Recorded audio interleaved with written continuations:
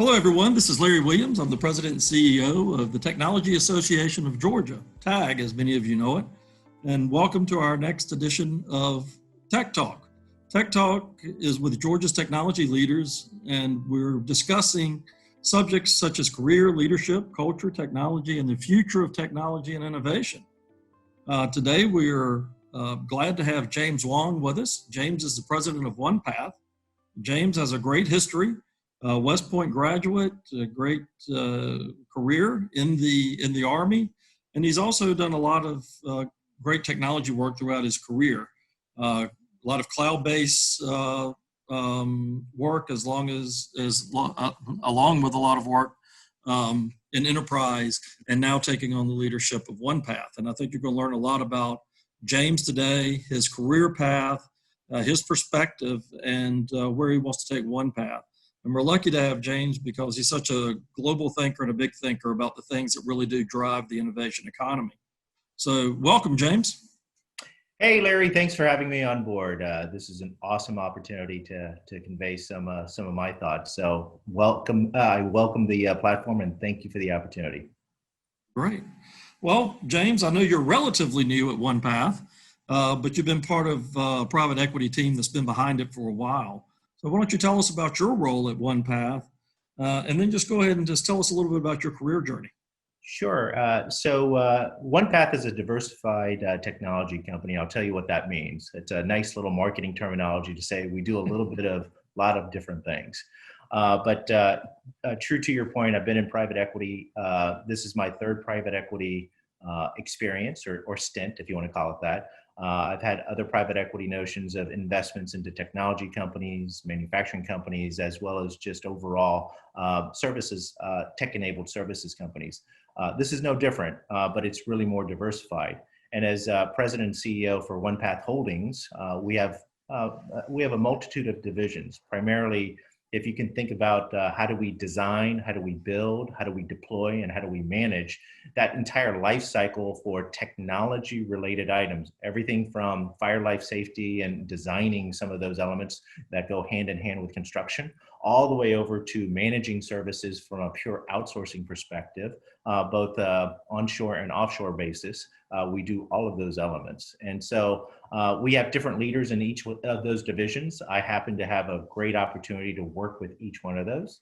I've done a little bit of each one of those components throughout my career, and I guess that makes me uniquely qualified to come and help support the growth of OnePath.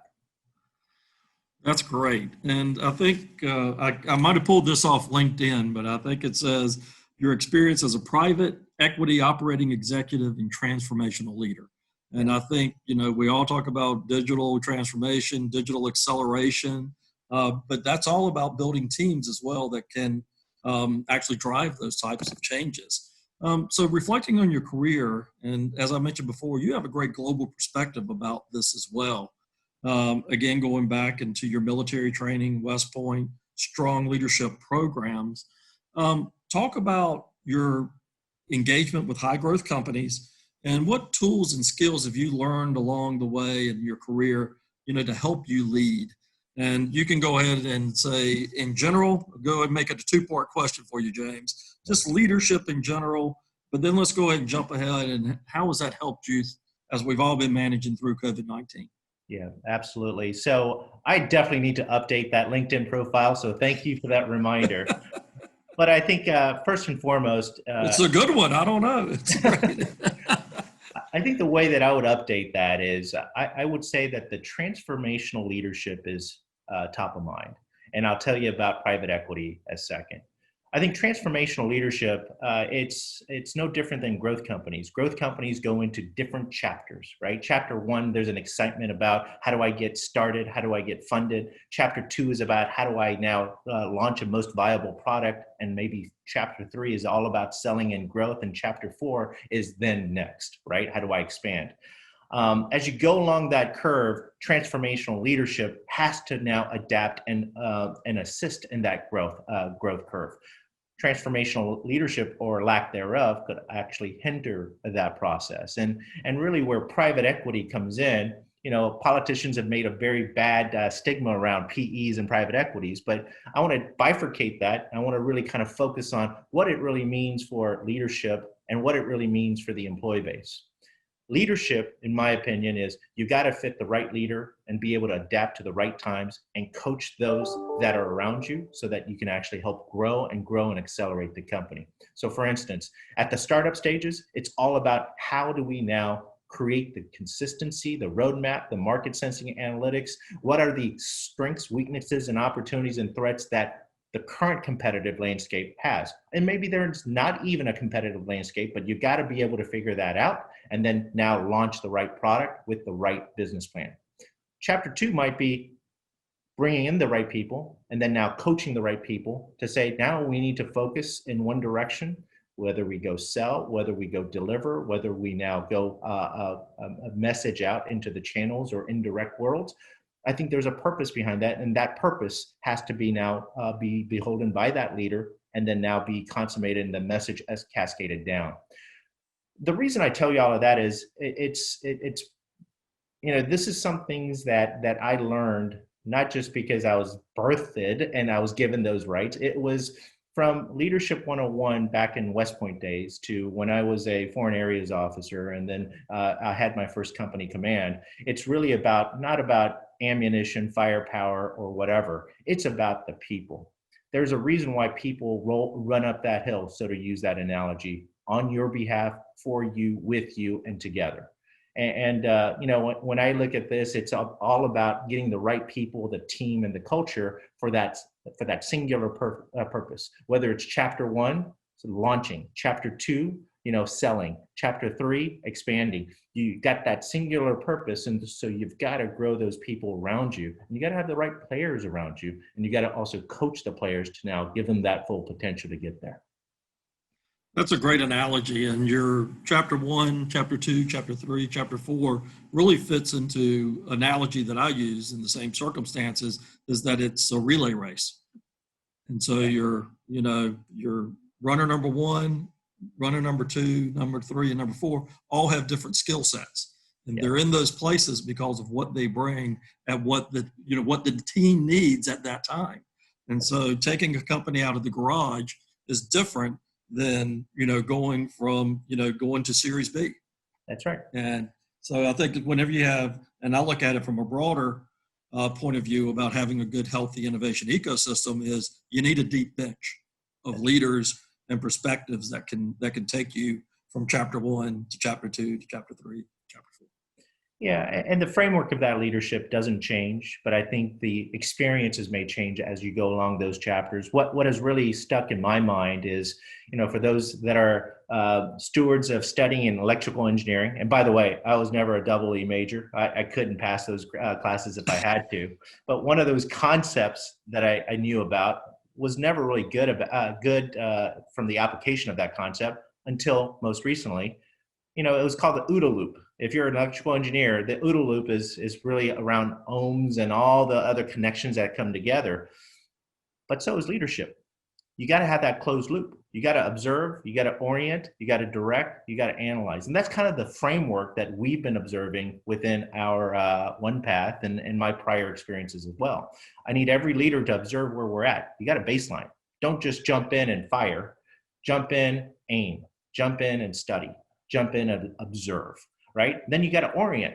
So how do we now take our strengths and weaknesses and apply them to where we need to go? Let's orient. Maybe you go straight up the hill. Maybe we go round the concentric circles and the geographic landscapes and go up that hill. But let's orient. Then at a certain point, you got to have leaders to direct. And I don't mean by armchair quarterbacking. I'm saying together, how do we go arm in arm and say, let's direct this, but let's lead this, and let me show you how that's done, right? And then you got to take time to analyze. Well, was that a good decision? Was that good execution? What are the areas that we need to improve? Now let's do it all over again. And I call that the OODA Loop. And that is what our leadership, that's what they observe. That's what they execute to. And it's constant improvements, circular processes over and over and over again. That's a great segue into that second part of that question. And, I think as we came into COVID-19, a friend of mine wrote an article about the difference between reacting and leading. And I think whenever COVID-19, if we think back to March, I think we all reacted. We all had to either slam the brakes, pump the brakes, or somehow we need to be able to slow down to be able to look around and assess, the environment right then. And then being able to redirect and, redirect our aim, figure out what it is that we were going to do. And it was that transition, I believe, from reacting to leadership. And this is what we're going to do. Now, the challenge, of course, has been that is the uncertainty, and I've come up with a line that it's not even so much what you believe anymore, it's what you choose to manage to. And I know there's some things that we're choosing to manage to.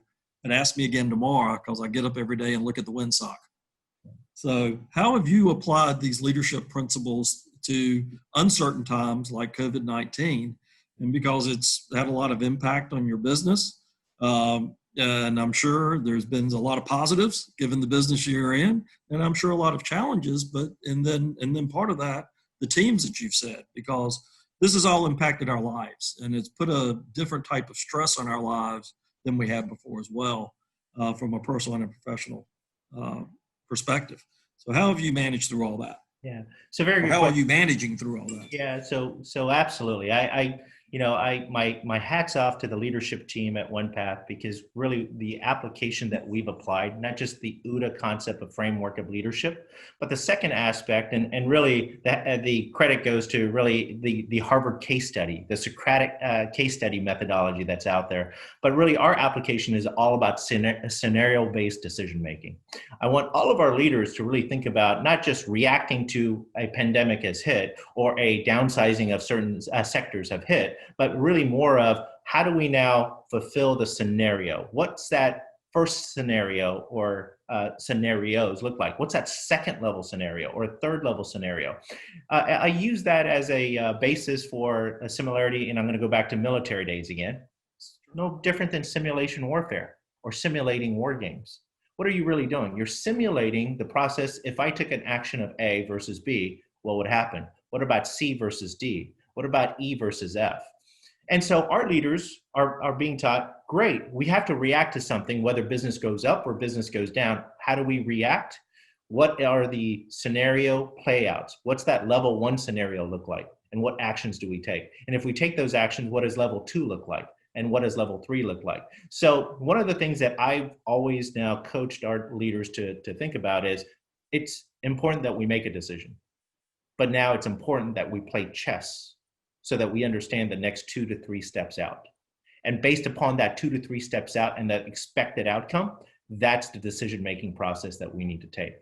I'm okay if we take 1 hour or 2 hours of delay. I'm not okay taking 1 week to 2 weeks to 3 weeks to delay, because that's a competitive disadvantage. But let's take an incremental hour to make sure that we play out the scenarios. And then from those scenarios, let's make sure that we make a decision. And along the way, you got to have now those switches. So if I hit this switch, I need to do A or B. If I hit this switch, I need to do C or D. And so every decision that we make, especially in a pandemic, and for those of us that are listening to this podcast, I would urge you to think about scenario-based decision-making. Well, and we could move that over to a sports analogy as well, right? That's why you practice your plays. So whenever you call the play, you know what it is. You don't have to pull out the playbook or pull out the manual and read, hey, okay, here's what you do in scenario A. You've practiced it, you've practiced it, you've practiced it, and so that you know exactly what to do. And then I guess it's that analytics of it of, okay, what do I know from F that can apply to B, and how do I combine them, because I've got a unique set of circumstances here. You bet. That's practice, practice, practice. Any particular things you've learned through this in the last 6 months that, either, hey, I had to pull on some things that I haven't used in a long time, but they're applicable here, or I've had to modify my approach and great lesson learned? I think there's always a learning process. And the pandemic, if you said that you could have called this a year, 2 years, 10 years out, then I want to go to the horse race in Las Vegas with you, because you're going to be my sidekick. But as we're learning, there are many things that we're applying along the way. And I can't tell you, as a tech-enabled services company, as a tech-enabled diversified company, and we should be talking tech talks, but I'm going to go back to leadership and kind of some historics or historical passages. I have to quote Douglas MacArthur, right? Yep. His number one thing said was, on the fields of friendly strife are sown the seeds that will bear fruit another time, right? And to utilize that quote, and then also utilize Simon Sinek, start with why. So there's multiple generations in between, but let me start out with what Douglas MacArthur's intent behind that quote was. Go practice. Go scenario based. Go practice now. And it was really talking about intramurals and football and soccer and all the other sports. Beat the crap out of each other. It's okay. But make you stronger and understand what you need to do later at a time when it really counts. So I look at that and I go, this is a great opportunity for us to practice what we've done in the past. So we have a safety committee, for instance, within OnePath. You never think about having a fire drill or having the unthinkable happen, but you need to now exercise. We need to all vacate our offices. We need to do it fairly quickly. We need to now work from home. We need to have a disaster recovery plan. Because we practiced, we were able to execute what we did. And I know many others have done the same, but just think about that for a second. For technology-enabled companies or even clients of tech-enabled companies, we offer business disaster recovery services. When's the last time that you actually practiced a fail back? Well, if you haven't practiced it, I urge you to start thinking about practicing it, right? And having those services-enabled companies that allow you to do that. I think second to that, Simon Sinek, it always says, start with why. And he'll always quote, and if you go back to some of his YouTubes, he'll actually start out with, leaders eat last. Well, there's an old adage from the military days. Well, you get all of your troops, you treat them well. I agree with that, right? But also at the same time, you do need to understand why. And more importantly, you need to connect with our multi-generational workforce. With over 800 employees inside of OnePath, one of the things that we realize is we have multi-cultures, multi-genders, and multiple generations. And with that, it's how do we connect with one another and work as a team? And I think one of the conduits is you do start out with why, and you do explain why this has implications, and go back to that scenario-based decision-making. If we can do A, then it's B, then it's C, and it gets us to D. And that's why we're making the decisions that we're doing. And I think if you're explaining that all the way down to the front lines, you'll have an absolute organization that now is rowing in the same direction. That's great. So thanks for sharing those thoughts. And to your point, let's move on to some tech. Let's move on to some tech talk. Sure. So again, with your background, data infrastructure, cloud, other areas of expertise you have, every company and every organization before COVID all had a digital transformation strategy, or if they didn't, they were building one. This is really, the last few months has really accelerated a lot of those plans. So how has this accelerated any changes maybe within your own company, but also the perspectives that you've gained from your clients, what they're doing, and just in the environment in general? Yeah. So I'll kind of talk a little bit about my background and maybe how that fits into what we're doing from a technology perspective. So I've had the distinct opportunity to work at maybe some of the blue chip companies like the EMCs, the HPs of the world, and had senior level leadership roles. But I've also had the opportunity through multiple private equities to do startups, both acquisitions, divestitures, as well as transformative efforts, meaning how do we now take multiple different companies and maybe create a new identity for a company. All of those have now kind of codified into what we're seeing in the current environment. We've seen a lot of customers who are physically compute stack clients. So they have a physical server, physical storage, physical needs. And then we see a lot of virtual movement, meaning, i.e., can I go up to the cloud? Do I really need to have that server on premise anymore? Or how do I do this software-defined networking? How do I even have unified communications through an agent so I don't even have to worry about a handset anymore? There's a lot of different shifts that are taking place. I think the first and foremost shift that's taking place is the cloud adoption. We see cloud adoption in this pandemic era probably accelerating not just for the leadership of Amazon. Amazon's now growing only at 50% versus the 70%, right? And that's quarter after quarter, right? But also at the same time, Microsoft is gaining steam. Google Cloud with Diane Green and now their new leadership, they're now gaining steam. So there's a lot of adoption. So if you look at it from an aggregate perspective, what is not cloud? Well, cloud is now becoming the norm, and versus the physical server is becoming the anti-norm for at least a small, medium business and larger. I think that's one trend that we're seeing, and within our IT managed services business, we're helping to enable much of that, both from a private cloud as well as a public cloud perspective. We see the upticks there. The second trend that we're seeing is really around what we see as process and process adoption. So many companies, if you haven't now created a new documentation process, so every business should have primary processes to run their business. Whether it's retail, you have a point of sale. Well, how do I now price tag? How do I now scan that price? And how do I now collect the dollars? Most businesses now, because of that cloud, have to reinvest or rethink what their business processes look like.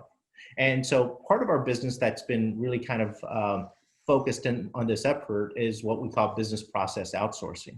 And what business process outsourcing really is, for some of the largest companies, they might look at it from a balance sheet exercise and say, I don't really need to have those employees here when another set of companies can run and facilitate that service, such as installation, such as running fiber, such as whatever it may be. And we do a lot of that for some of our client base.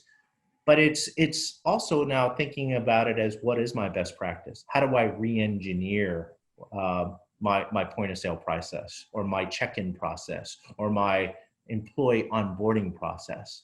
Those are all different elements. Now, the pandemic has now created a whole new efficient or inefficient model, whichever way you deem it is. But it is creating one common thread, which is to change all of that and saying, what is that new normal for everyone, right? And I think last but not least, from the perspective of Georgia, and what I see as maybe a big, huge boon for all of us, is think about, how do you start business or grow business here and expand everywhere, right? And I think it kind of goes hand in hand with some of the terminology and branding that TAG has really kind of codified in their approach. But we're no different here. We're really, really thinking about, look at these resources of great talent that we have in the city of Atlanta and the state of Georgia.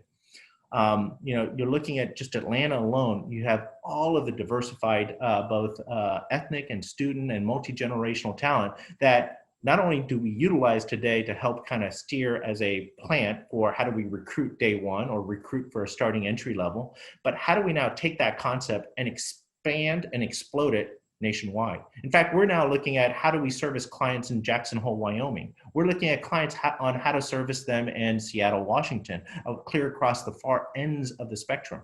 We have offices in Boston, but we're no longer limited to Boston. We have access to New Hampshire, Vermont, and Massachusetts, and New York. So really what happened is, we took our business concept across all the diversified services, including our fire life safety, and including our low voltage systems, and said, how do we now do that in Raleigh? How do we now do that in Nashville? How do we do that in Florida, as well as Jackson Hole, Wyoming, Seattle, Washington? And the way we're doing that is through management of our systems, management of our processes that we've redefined, and certainly our IT managed services, which we can now actually say we've localized it, but we can now expand that service from a global footprint. So we have a moniker within ITMS that talks about local global framework, right? How do we now provide localized services, but now expand it to a market that's global?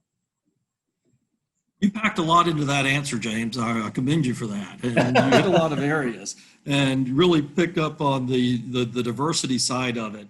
I personally have had a chance to work in some very diverse areas, everything from the Research Triangle Park area to based out of Seattle, Miami, Atlanta, all very diverse. And those are all strengths. At TAG, we do an event, and the theme is inclusion drives innovation. And it really does talk about, what the real secret sauce about including diverse peoples and diverse sets of thoughts, and how that really does drive that next generation of innovation and ingenuity, either within a company or helping start new companies. one thing that we've learned, especially from our public sector during all of this, one of my public sector leaders said what he had been trying, the transformation he had been trying to drive for the last 2 years got accelerated into 60 days. Are you seeing that in the private sector as well? So it wasn't about the technology or the tools that were available. It was the policies and the standards that were in the way that inhibited the growth. Have you seen those lessen as well and enable that sort of quantum growth that you're able to achieve also? Yeah. So good question, Larry. We're fortunate enough at OnePath, as we talk about diversification, we sit with federal clients, state, local education, SLED clients, as well as public, what I call the private sector clients or commercialized. And what I can tell you is the fact that, number one, I would tell you the adoption across all segments is on hypergrowth. Hypergrowth. Yep. But number two, from a funding and capability standpoint, I give an edge actually into the public sector, both state, local education, and especially the federal government. The private sector is kind of hit and miss depending upon what vertical and what avenues of question marks are out there in terms of outlook, such as the real estate market, et cetera. There's a lot of questions around where that's headed in the next 12 to 24 months. But now let's look at the state, local education, which you asked.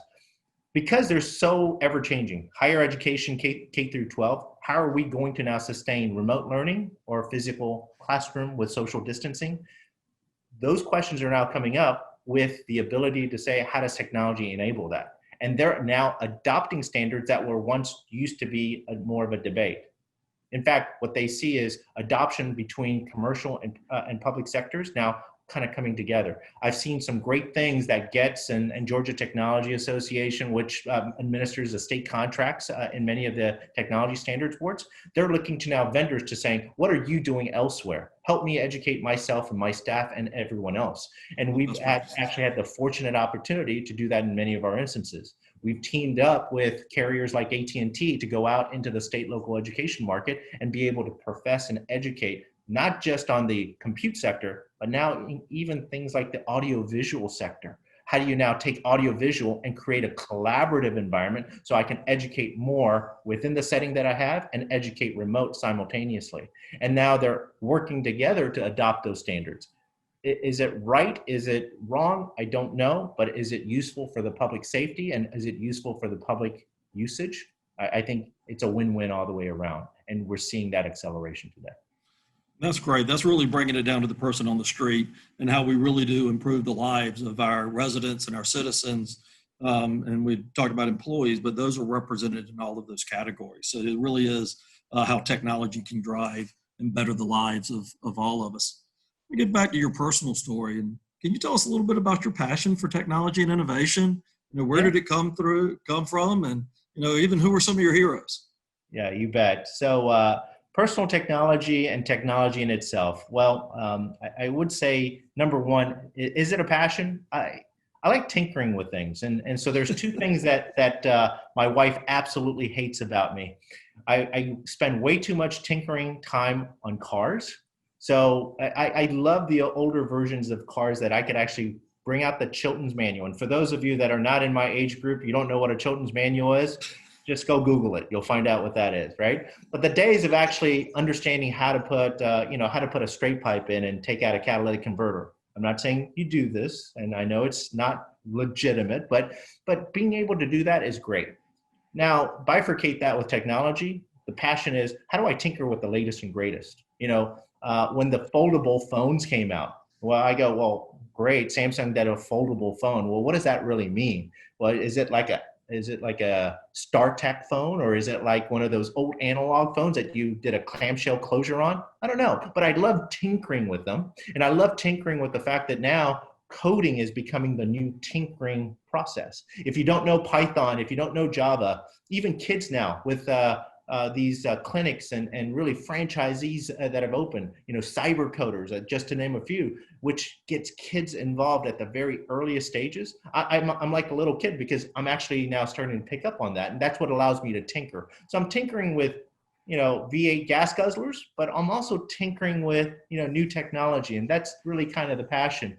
And so what drives me and what helps me understand that process is, look, if you've got a fast and furious mentality, to use that old title from the 8-segment hit, movie.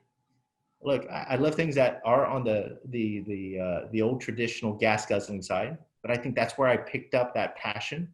And then now it just happened to shift with different toys, which cost a lot less, by the way, on the personal side. And I'm tinkering with that. So my heroes per se, I know this may be a little bit cliche-ish, but I look to my kids and see how they're tinkering, right?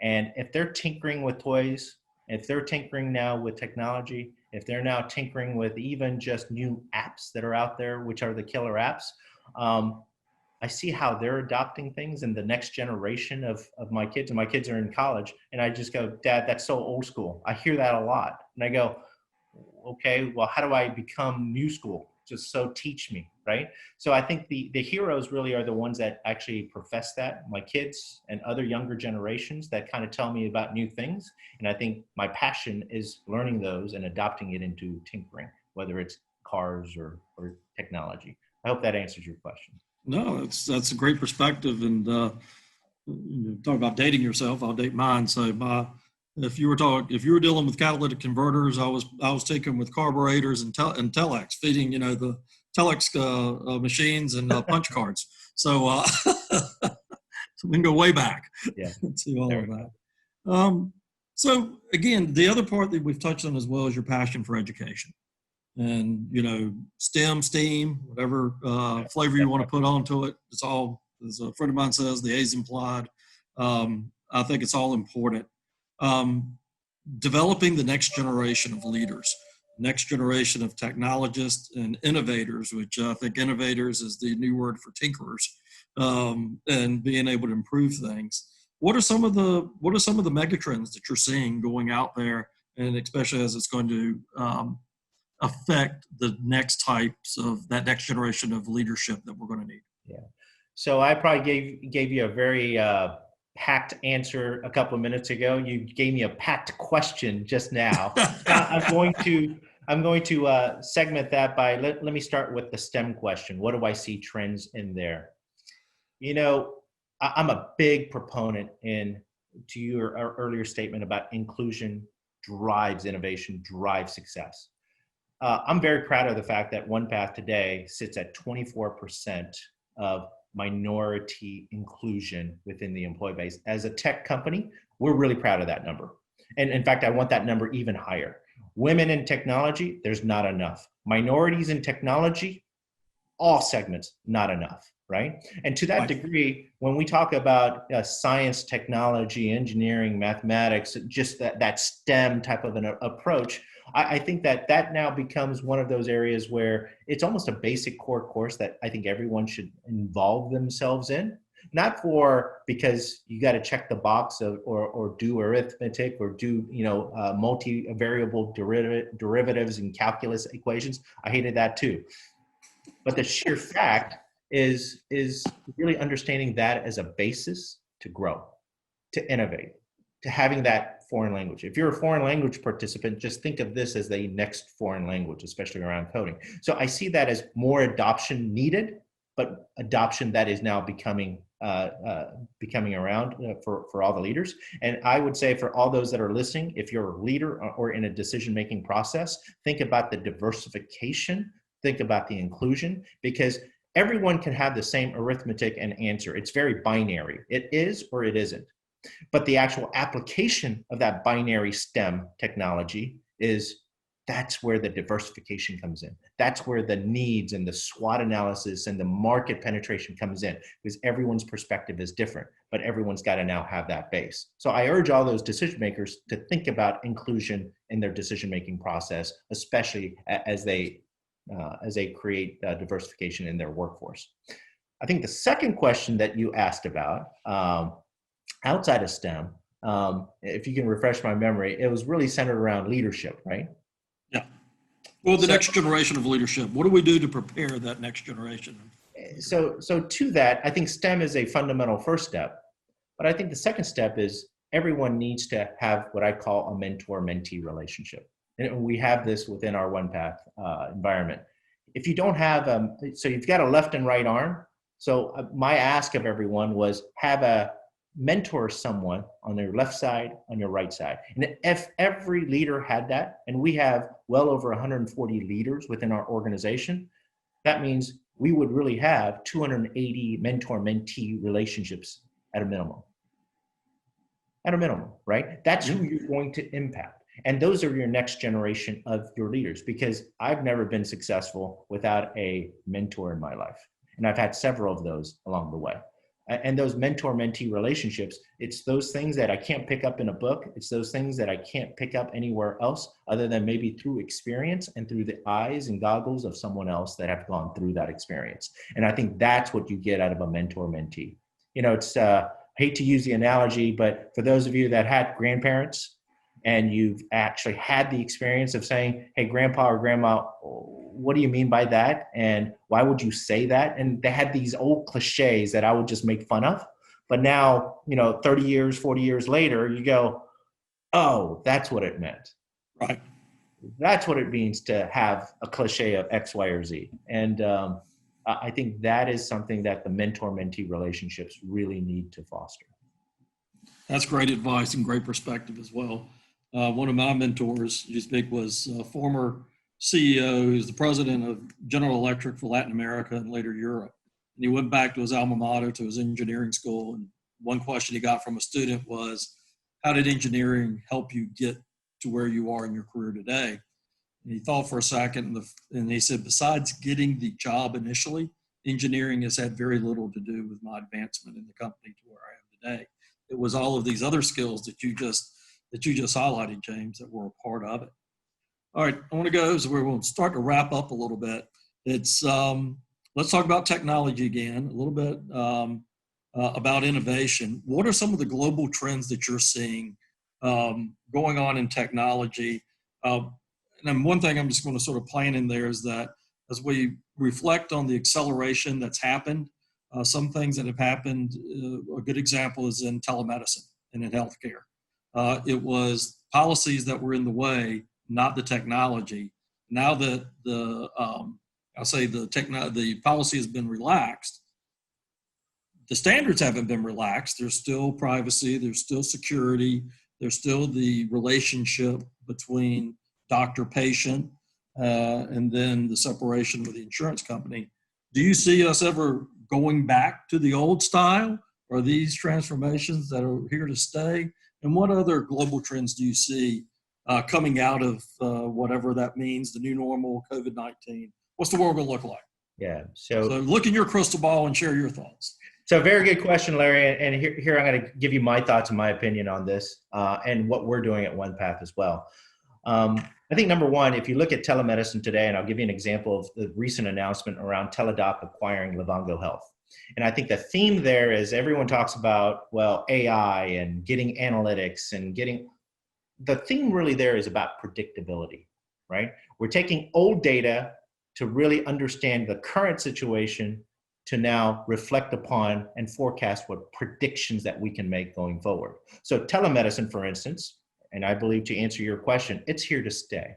Telemedicine is a very efficient process, but how that telemedicine now works and operates, it needs not just a face-to-face conversation, some data points around your current health records, but it also needs to now compare that and baseline that with others that have gone through the similar nature of maybe the illnesses that you're going through, because that now creates a predictability or a pattern of cures or patterns of maybe some treatments or therapeutics or others that need to be resolved. And it also prevents a lot of human error or human bias along the way.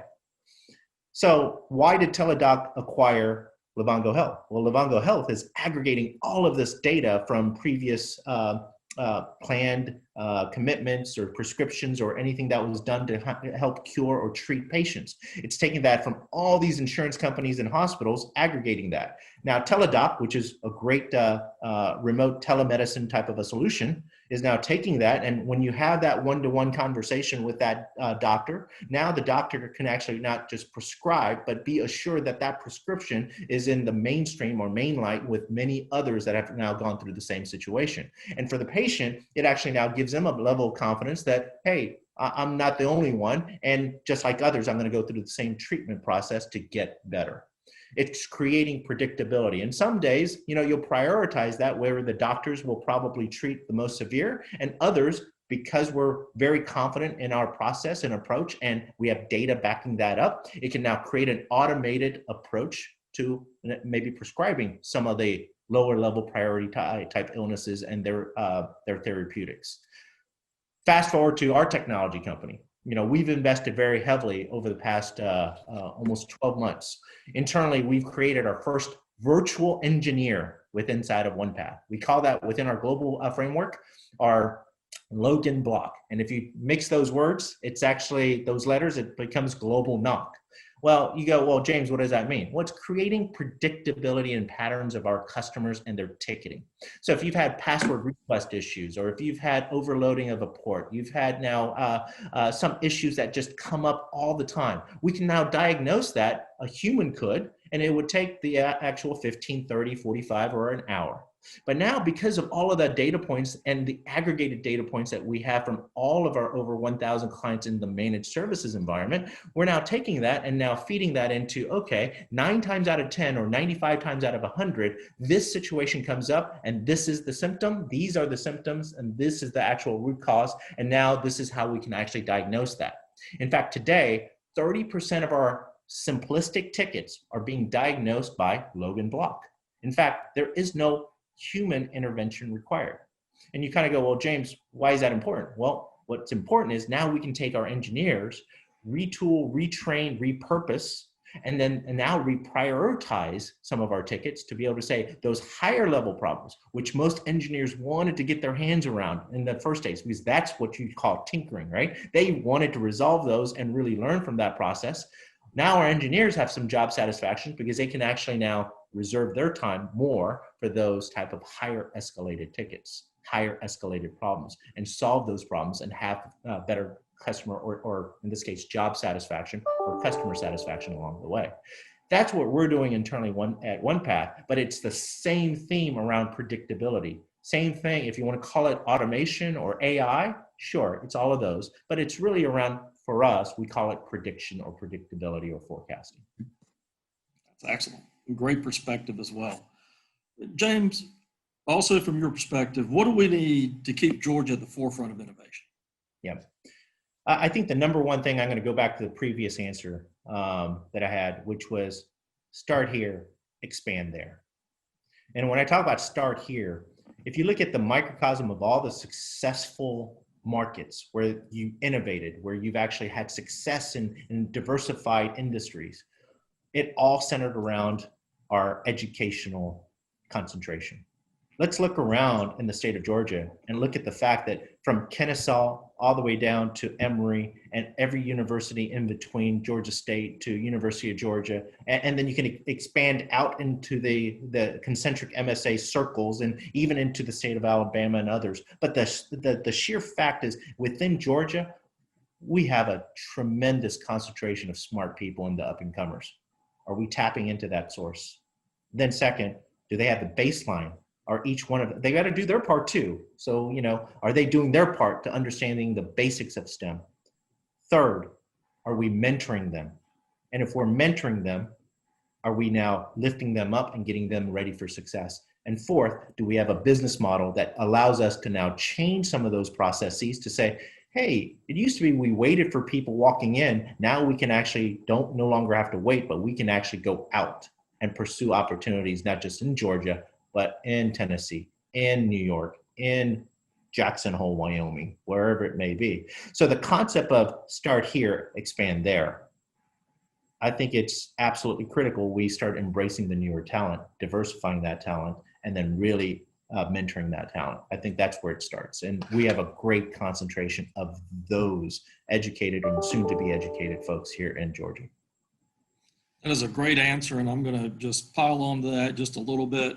because the diversity is also an asset, and that goes along with our historically black colleges and universities that are also throughout Georgia, all part of that story. You bet. And so look, my private equity sponsors are going to kill me if I don't actually have a plug-in for them. But Good. here's where the private equity answer in my original LinkedIn introduction. I said transformational executive, but there's also element to private equity. And I'll kind of close with this. Everyone started with chapter 1, chapter 2, chapter 3 in their business cycle. And many, many people got out their credit cards and said, here's my credit card. I'm going to go buy the first elements to start my business out of the garage. What have you really done? You funded that business. You funded that business with a credit card. You funded that business through your own means. And as you go through each chapter, you might take out a business loan. You might take out a personal loan. You might have a banking relationship. And then some people, friends and family might even throw in equity relationships and say, look, I know you got this. I know you can do it. In fact, I'm going to put a check in your hands. I want you to go use it. And I know you can do it. Help me on the back end when you're, a multi-million successful person down the road. And then last but not least, it wouldn't be the same without having private equity in that equation. And that private equity is a combination of all of those things that I just said, although they probably would shudder at the idea of a credit card. But, I would ask for those guys for a credit card. They haven't given me one yet. But I think certainly from a debt to an equity position, but also more importantly, as a partner to help you grow. And we're seeing more and more of that within the Atlanta, the Georgia markets. I mean, private equity is now no longer just becoming a New York word. It's now expanding into a different markets, and Atlanta is not one of those that I would say is missing the mark. In fact, they're growing and they're expanding and they're accelerating. So just as much as we have an educational concentration, we now have that concentration of the funding mechanisms, the partnership mechanisms, the actual levers that we can help our businesses grow. And I think that's another way to tap into that. It's a great perspective. It's a financial partner, an investment partner, but it's also a partner in expertise. As we talked about going from chapter 1, 2, 3, and 4, it's that bench of expertise to help you get there. You bet. James, thank you so much. Any final words? Was that it? Larry, this was fun. We should do this more often. We should. I'll give you the virtual high five from far away, right? Good high five. Thank you so much. And thanks everyone for tuning in. This has been the Tech Talk at the Georgia Technology Association. God, you got me saying that now. It's the Technology Association of Georgia, TAG. I'm Larry Williams. I'm here with James Hwang of OnePath. Thank you so much, James, for joining us. And I look forward to continuing our conversation. Thanks, Larry.